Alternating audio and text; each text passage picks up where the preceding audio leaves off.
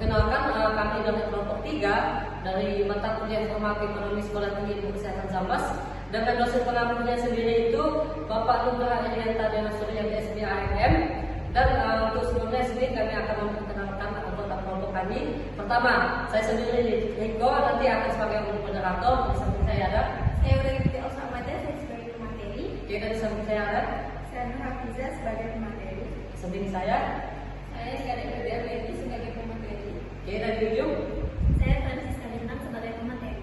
Baik, di sini kami akan menampilkan presentasi review jurnal dengan tema itu Cost Utility dengan judul analisa utilitas biaya pasien dispepsia BPJS dan non BPJS dengan kombinasinya obatnya itu atasida ranitidin dan atasida lansoprazol.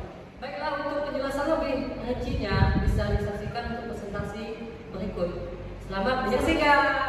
Baik, pada mata kuliah makroekonomi ini kami melakukan laporan jurnal dengan temanya itu Cost Utility, yang mana judulnya di sini adalah analisis utilitas biaya dari pasien dispepsia BPJS dan non BPJS dengan kombinasi obat antara antasida ranitidin dan obat antasida lansoprazol. Nah, di sini dosen pengampunya adalah Bapak Nugraha Irianta Dena Surya SBAMM.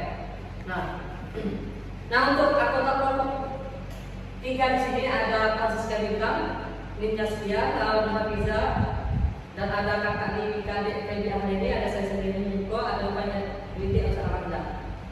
Nah, untuk poin-poinnya sendiri yang akan kami bahas di sini ada beberapa poin, yaitu yang pertama ada apa itu Cost Utility, yang kedua apa latar belakang yang diambil dalam jurnal ini, yang ketiga masalah apa yang ada pada jurnal terkait dan tujuan dari dilakukannya penelitian tersebut, dan hipotesis apa yang ada, kemudian landasan teori dari Cost Utility ini sendiri, kemudian ada manfaat, ada metode penelitiannya bagaimana, ada outcome atau hasilnya bagaimana, dan tanpa pemikirannya bagaimana, dan yang terakhir itu ada kesimpulan. Baik, untuk lebih lanjutnya untuk tentang Cost Utility saya serahkan kepada rekan saya adik-adik yang ini untuk menjelaskan. Kepada adik-adik saya silakan.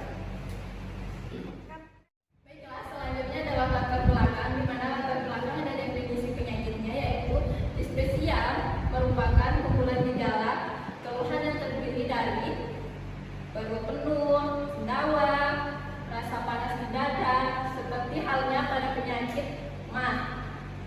Nah, selanjutnya berdasarkan etiologinya, dispensing diklasifikasikan menjadi selanjutnya berdasarkan etiologinya, di mana dispepsia dibagi menjadi dua, yaitu dispepsia organik dan dispepsia fungsional. Nah, yang ketiga menjelaskan tentang metode dari jurnal yang kami review, yaitu AUB atau analisis utilitas biaya. Baiklah, selanjutnya adalah masalah yang kami dapat dari jurnal yang kami review, yaitu membandingkan biaya pengobatan kualitas hidup pasien yang menggunakan asuransi BPJS dan non BPJS dengan kombinasi zat aktif, zat aktif antasida ranitidin generik G1 dengan antasida ranitidin branded generik G1 dan antasida lansoprazol generik G2 dengan antasida lansoprazol branded generik B2. Tujuan dari penelitian ini yaitu untuk mengetahui kemanfaatan biaya dan kualitas hidup pasien yang menggunakan asuransi BPJS dan non BPJS dengan kombinasi zat aktif antasida ranitidin generik G1 dengan antasida ranitidin branded generik B1 dan antasida lansoprazol generik G2 dengan antasida lansoprazol branded generik B2. Sekian penjelasan dari saya kembalikan kepada moderator. Demikian tadi penjelasan dari adik-adik terbilang ini. Untuk selanjutnya akan saya serahkan kepada Francisca Lintang untuk menjelaskan waktu dan tempat. Baiklah, saya akan melanjutkan penjelasan materi dari adik-adik tadi.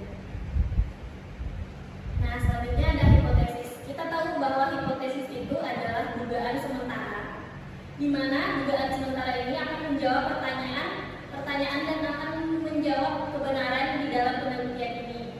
Untuk hipotesis H0-nya itu tidak adanya hubungan antara pasien dispepsia BPJS dan non BPJS dengan kombinasi obat antasida ranitidin dan antasida lansoprazol. Dan untuk H1-nya itu adanya dispepsia BPJS dan non-BPJS dengan kombinasi obat antasida ranitidin dengan antasida lansoprazol. Next. Nah, di sini ada landasan teori. Landasan teori di sini ada 3 poin ya, teman-teman. Yang poin pertama itu untuk melihat kualitas hidup pasien dengan biaya BPJS yang diberikan obat generik dan untuk pasien non BPJS yang diberikan obat paten. Untuk poin yang kedua ada quality ages life years-nya yang diukur berdasarkan harapan hidup pasien dari rata-rata usia. Dan yang ketiga itu ada utilitas yang dihasilkan dari wawancara terstruktur dengan kuesioner AQ 5D5L yang diberikan kepada pasien atau responden di mana pasien rawat jalan yang akan terkena sindrom dispepsia di klinik Insani. Next. Nah, di sini ada manfaat, di mana manfaat ini ada 2. Manfaat yang pertama itu untuk manfaat teoritisnya, selanjutnya ada manfaat praktisnya. Untuk manfaat praktisnya ini diharapkan untuk mengetahui perbedaan kualitas hidup pasien yang diberikan obat generik untuk pasien BPJS dan obat bermerek untuk pasien non BPJS dengan analisis utilitas biaya. Yang penjelasan dari Francisca Bintang untuk materi selanjutnya saya serahkan kepada Nurul Riza. Kepada Nurul Riza, waktu dan tempat saya persilakan. Baiklah, selanjutnya kita akan masuk pada metode penelitian yang digunakan dalam jurnal ini. Nah, metode yang digunakan dalam penelitian ini yaitu metode prospektif dan retrospektif dengan analisis Kruskal-Wallis. Nah, di mana analisis Kruskal-Wallis di sini adalah uji yang digunakan untuk membandingkan variabel independen dan variabel non-independen. Setelah itu kita gunakan keempat kelompok yang dilanjutkan dengan uji nilai serta analisis utilitas biaya. Baiklah, di sini ada outcome atau hasil yang bisa kita lihat pada diagram samping. Nah, di mana ada keterangan J2, B2, J1 dan B1. Nah, J2 ini merupakan lansoprazol generik di mana biayanya itu 8.605. Kemudian ada B2 yaitu lansoprazol branded yaitu biayanya 68.788. Selanjutnya pada D1 ini ada ranitidin generik, biayanya yaitu ada 3.859. Dan yang terakhir ada D1 yaitu ranitidin branded di mana biayanya itu 38.666.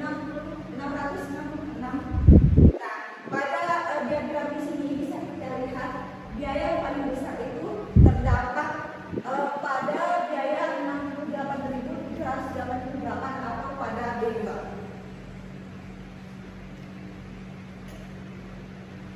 Selanjutnya ada kuesioner di mana kuesioner ini yaitu biaya pengobatan pasien dispepsia. Nah, yang dipertanyakan di kuesioner ini ada beberapa kondisi pasien seperti kemampuan berjalannya sulit atau tidak, kemudian ada perawatan diri,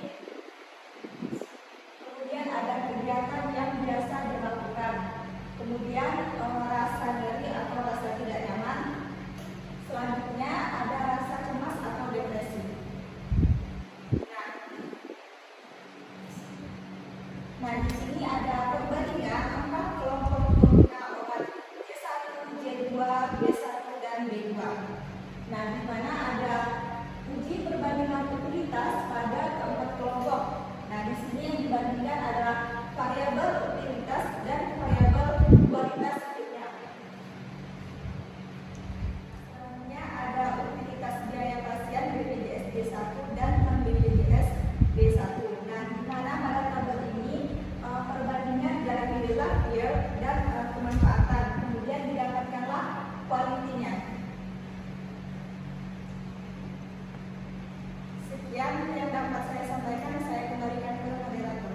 Ya, penjelasan dari Nurul Riza. Untuk penjelasan lebih lanjutnya saya serahkan kepada rekanan saya yang terakhir, itu ada Muhammad Samanta. Waktu dan sempat saya silakan.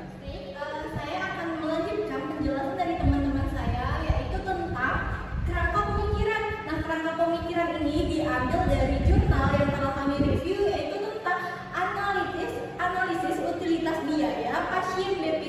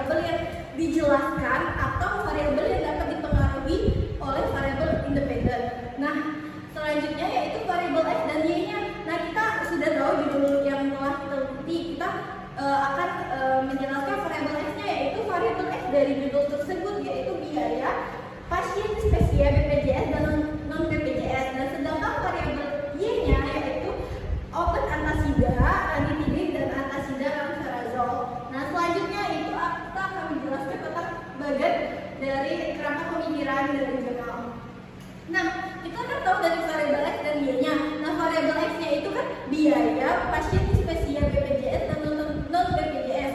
Nah, kita harus lebih tahu, lebih teliti gitu, apa sih biaya pasien spesial non BPJS dan BPJS itu yang akan diteliti.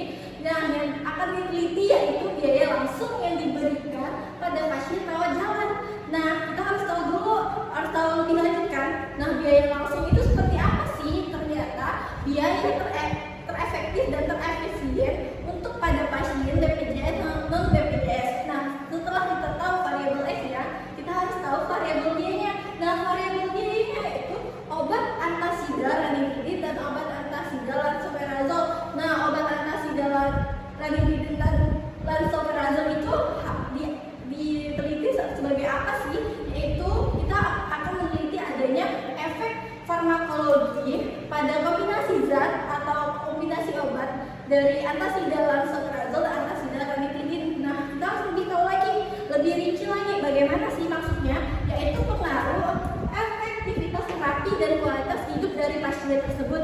Nah, dapat disimpulkan dari variabel X dan variabel Y, yaitu pasien lebih banyak memilih obat branded dibanding obat generik untuk kualitas hidupnya, untuk menaikkan kualitas hidupnya. Dan kita akan selanjutnya itu kita akan tahu kesimpulan dari review jurnal yang telah kami berikan, yaitu kesimpulannya yaitu responden atau pasien yang berada pada klinik tersebut berani lebih membayar besar untuk mendapatkan kualitas hidup yang lebih tinggi dan lebih baik untuk penyakit dispepsia pada klinik. Sekian dari penjelasan saya tadi, sekiranya akan saya kembalikan ke moderator. Terima kasih. Baik, demikian penjelasan dari kelompok kami. Kurang lebihnya kami mohon maaf. Jikalau ada yang ingin bertanyakan, jangan lupa tulis di kolom komentar di bawah ya. Oke. Semoga video yang kami buat tadi bermanfaat untuk kita semua. Jadi jangan lupa share, komen, dan subscribe. Terima kasih.